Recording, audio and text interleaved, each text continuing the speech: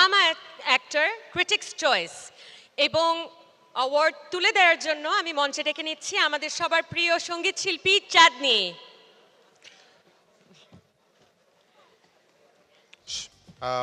সঙ্গীত শিল্পী এবং নৃত্যশিল্পী, হ্যাঁ। Yes, exactly. অভিনেত্রীও, yes. Exactly, that's the first identity One we would hat, like to many mention. feathers. Yes. এবং ইতোমধ্যে আমরা দেখে নিচ্ছি আমাদের নমিনেশনস।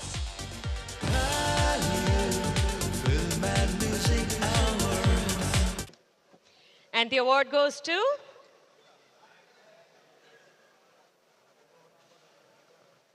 সবাইকে আসসালামু আলাইকুম। আপনাদের কি মনে হয় যে কে পেতে পারে? Any guesses? একটু জোরে জোরে জোরে। জিয়াউল হক পলাশ। Ladies and gentlemen, Ziaul Haque Palash জিতে নিলেন আমাদের এই ক্যাটাগরির award.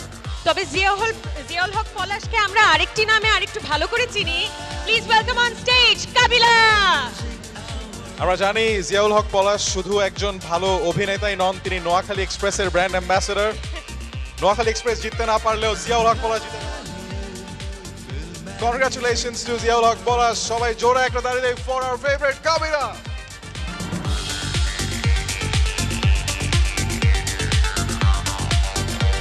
From one great actor to another.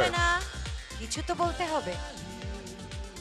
Thank you সবাইকে, ধন্যবাদ আমার কেনই সঙ্গতা নাটকের ডিরেক্টর আশিকুর রহমান ভাইকে, স্ক্রিপ্ট রাইটার অপর্ণ রুবেল ভাইকে।